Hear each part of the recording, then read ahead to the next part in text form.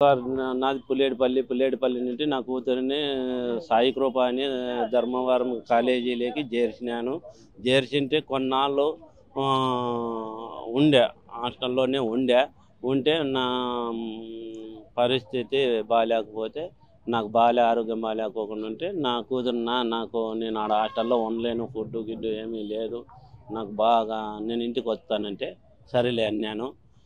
వచ్చింది, up and down చేస్తుంది, daily చేస్తా అంటే నేను కూడా బండ్లు వేసుకొని పోయి మా ఊరి నుండి పుల్లేడుపల్లి నుండి చెన్నై కొత్తపల్లికి రావడానికి 5 కిలోమీటర్లు ఉంది. ఇడిసి పోతాండా, బస్సుకి ఎక్కించి పోతాన్నాను. డైలీ మా ఊరి బస్సు కార్మెంట్ బస్సు వస్తా అంటే ఎక్కించినాను, వస్తాండే. ఈడ ముష్టికోవిల పిల్లోడంట, ఎవరో వంశీకృష్ణ అంట, ఆ పిల్లోడు బస్సు ఎక్కేటప్పుడు ఇట్లా పట్టుకొని ఇట్లా పట్టి పీకినాడంట. పీకితే ఏరా నన్ను పీకుతావు అని అనిందంట. మళ్ళీ ఇట్లా పట్టి ఇట్లా మా చేత్తో గుద్దినాడంట. గుద్దుతానే ఆడపిల్ల తట్టుకోలేక కిందికి పడిపోయింది.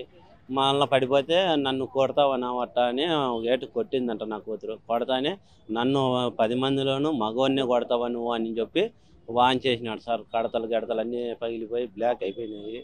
మళ్ళా అట్లే కొట్టినా కూడా నా కూతురు చదువుకోవాలని చెప్పి సాయి కృప కాలేజీలోకి వాళ్ళని పోతే ఆడ బస్సు దిగినప్పుడు షిరిడి సాయిబాబా గుడి దిగినప్పుడు మళ్ళా ధర్మవరం ఆడ కొట్టినాడంట సార్.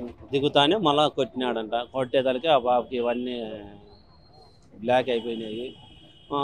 మాట్లాడలేక ధర్మవరం 1 టౌన్ పోలీస్ స్టేషన్లో కంప్లైంట్ ఇస్తే ఆ సారోళ్ళు మా పరిణిధిలోకి రాదమ్మా స్టేషను, మీకు చెన్నై కొత్తపల్లి ఆ స్టేషన్లోకి పోరి ఎస్ఐకి కంప్లైంట్ ఇవ్వరు అని చెప్పి పంపించినాడు. మళ్ళా వీటికి వచ్చిన తర్వాత నేను నా పిల్లలు ముగ్గురము, నా 2 కూతుర్లు, నేను తండ్రిని పోతే సార్ అనుకొని మళ్ళీ పిలుస్తానప్ప బయట ఉండరు అన్నాడు. బయట ఉన్నాము. మళ్ళీ పిలిచినాడు. నేను వాళ్ళ తల్లిదండ్రులని పిలిపిస్తాను, వాళ్ళను గదురుకొని భయం పెట్టి బెత్తు పెట్టి పంపిస్తాను, మీరు ఇంటికి వెళ్ళిపోర్రా, మీరు ఇబ్బంది ఉండద్దరి అని అన్నాడు.